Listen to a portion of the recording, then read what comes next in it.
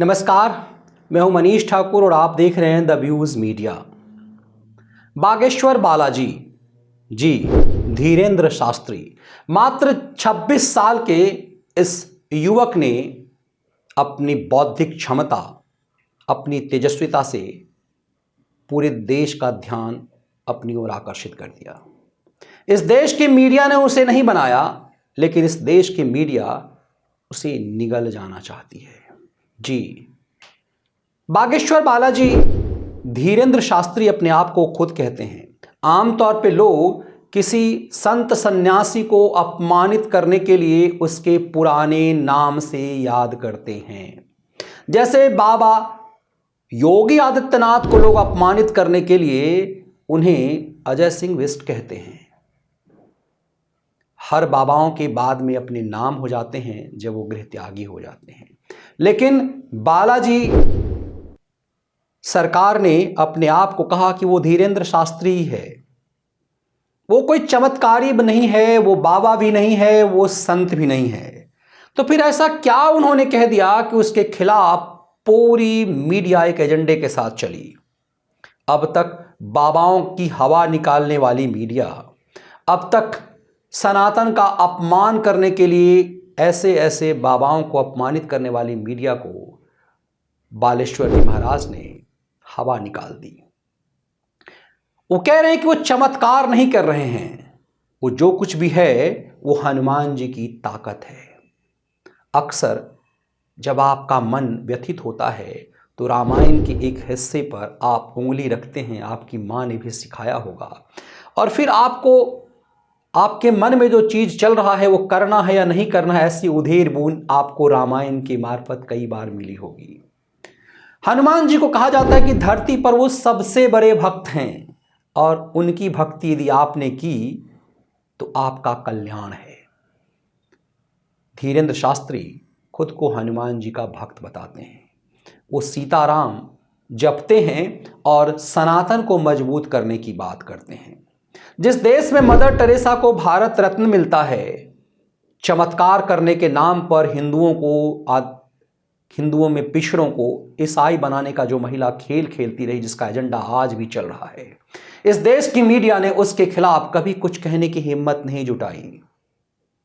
इस देश की मीडिया ने उन मौलानाओं पर कोई मुहिम नहीं चलाया जिसने इतना बड़ा धर्मांतरण कराया, लव जिहाद का एजेंडा चलाया। इस देश की में सर तन से जुदा करने वाले एजेंडाधारियों पर भी इस देश की मीडिया ने कभी कुछ नहीं कहा। तो ऐसा क्या हुआ कि बालाजी के पीछे पड़ गई पूरी मीडिया? दरअसल बालाजी महाराज ने कुछ ऐसा कह दिया, सुनिए जरा। बागेश्वर धाम की जय, सन्यासी बाबा की जय। वर्तमान समय में जो चल रही चुनौतियां, उन पर बागेश्वर धाम के पागल सन्यासी बाबा के सभी सेवादार और सनातन धर्म के प्रत्येक धर्म ध्वज को लेने वाले लोगों को ये हमारा वीडियो अंतिम। हम इस विषय पर बहुत ज्यादा पढ़ना नहीं है, न जरूरी है। जब से सनातन धर्म के लिए घर वापसी का मुद्दा उठाया, तब से आए दिन षड्यंत्र लगातार किए जा रहे हैं। हमें डिगना नहीं है, रुकना नहीं है। बस आप लोगों से प्रार्थना है कि अब आपको बहुत सक्रिय होना है और आपको दीपक ये बुझने नहीं देना है।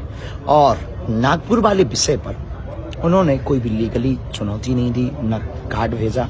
हमने उनको रायपुर आह्वान किया तो दूध का दूध पानी का पानी हो जाएगा। लेकिन नागपुर वाले विषय में हम समिति के अध्यक्ष से कहेंगे, कभी आपने पादरी के ऊपर उंगली क्यों नहीं उठाई? वो जो धर्मांतरण करते हैं उसके ऊपर आपने उंगली क्यों नहीं उठाई? हम कभी भी अंधविश्वास नहीं फैलाते। हनुमान जी के नाम से प्रार्थना करते हैं और किसी का कल्याण हो जाता है तो ये हमारा इष्ट चमत्कार। आपने कहा जादू टोना, तो क्या इष्ट को प्रार्थना करना जादू टोना है? इष्ट को प्रार्थना करके लोगों का कल्याण हो जाना, अपने हनुमान जी से प्रार्थना करना, क्या जादू टोना है? अगर ऐसा है तो भारत का प्रत्येक व्यक्ति फिर जेल जाने योग्य है, सनातनी प्रत्येक जेल जाने के योग्य है। भर दो सब सनातनियों को जेल में। और आप निर्णय कैसे करेंगे कि ये श्रद्धा है कि अंधश्रद्धा है? इस भारत में कितने ज्योतिषाचार्य नहीं है जो ग्रहों की चाल बताते हैं, तो क्या वो अंधविश्वास है? उनको भी फिर जेल जाना चाहिए। इस भारत की परंपराओं में कितनी मान्यताएं ऐसी नहीं है जो मान्यताएं समझ से परे हैं। लेकिन वो उनकी निजी श्रद्धा है। हमारी हनुमान जी के प्रति अपनी निजी श्रद्धा है। लोग आते, जैसे पिता अपने पुत्र की बीमारी पर प्रार्थना करता है कि ये किसका भला हो, वैसे ही हम गुरु होने के नाते अपने शिष्य के कल्याण के लिए प्रार्थना करते हैं और हमारा इष्ट वैसी कृपा कर देते हैं। तो क्या ये अंधविश्वास? ज्यादा हमें सफाई नहीं देनी है, ये अंतिम वीडियो है हमारा, क्योंकि बहुत ज्यादा समय बर्बाद करने से हम अपने लक्ष्य से भटक जाएंगे। हम धर्मांतरण रोकेंगे, हम घर वापसी करवाएंगे, हम सनातन की बात करेंगे, हम साधु संतों का साथ लेकर, आशीर्वाद लेकर पूरे भारत में झंडा लगाएंगे। और बागेश्वर धाम के पागल, ये वीडियो जरूर जन जन तक पहुंचाना। ये तो अभी टेलर है, इससे बड़ी बड़ी चुनौतियां आनी है और हम लोग अभी डर गए, हम लोग अभी डग जाएंगे, डिग जाएंगे, मुर्दा हो जाएंगे। ये लोग हमारे ऊपर अत्याचार कर देंगे, सनातन को मिटाने की साजिशें कर देंगे। हमें डिगना और डरना नहीं है।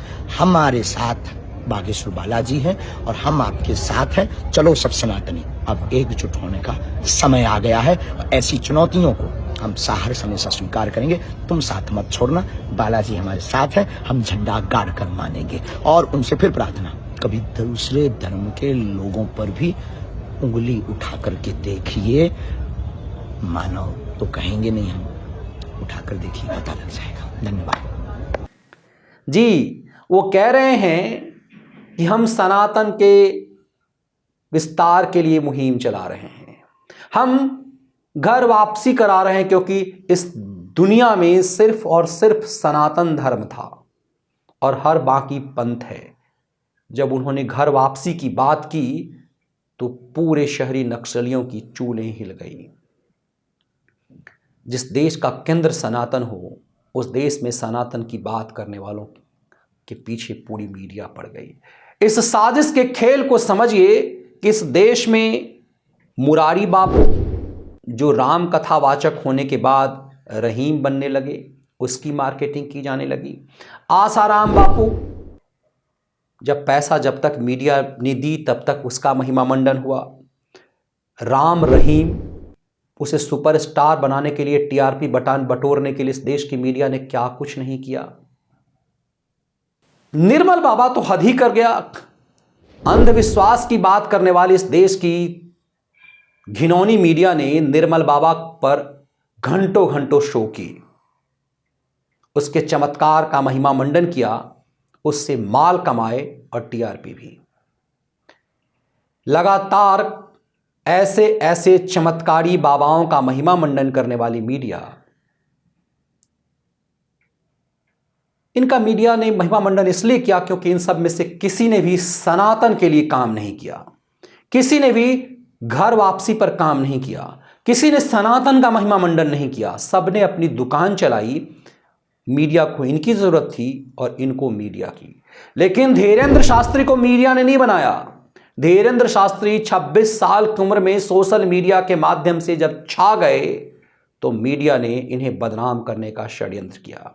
दरअसल ये मुहिम किसी धीरेंद्र शास्त्री के खिलाफ नहीं, ये मुहिम सनातन के खिलाफ नजर आई, जो उसकी पोल पट्टी पूरी तरह से खुल गई।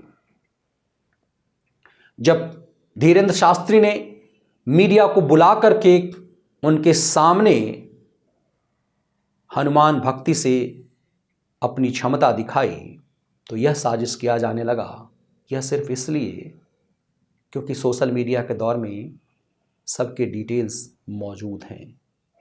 तो फिर अनजान लोगों के, मीडिया में काम करने वाले किसी पत्रकार के डिटेल्स तो हो सकते हैं, लेकिन सामान्य जन के। अब जब मीडिया की पोल पट्टी धीरेंद्र शास्त्री ने खोल दी तो षड्यंत्र सोशल मीडिया के माध्यम से किया जाने लगा।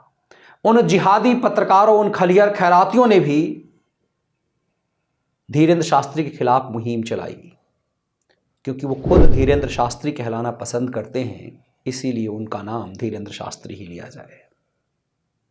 वो खुद कहते हैं कि वो ज़्यादा पढ़े लिखे नहीं हैं, लेकिन पूरी शक्ति उन्हें हनुमान जी की भक्ति से आती है। तो उनके खिलाफ साजिश इसलिए कि सनातन सत्यापित हो रहा है, मजबूत हो रहा है। इस पूरे खेल को आप समझ जाएंगे कि एजेंडा कहाँ है। हिंदुत्व के खिलाफ मुहिम चलाने वाले राहुल गांधी और उनकी मम्मी की पूरी पार्टी और पूरा उनका खैराती मीडिया क्यों धीरेंद्र शास्त्री के खिलाफ चला। अब इस धीरेन्द्र शास्त्री के माध्यम से मीडिया टीआरपी भी बटोरना चाहती है।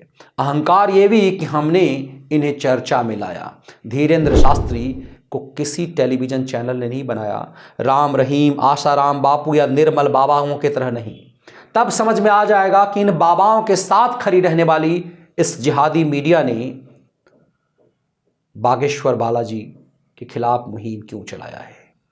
यह संकेत है हर सनातनियों के लिए, हर भारतीयों के लिए। नमस्कार, वंदे मातरम, जय हिंद।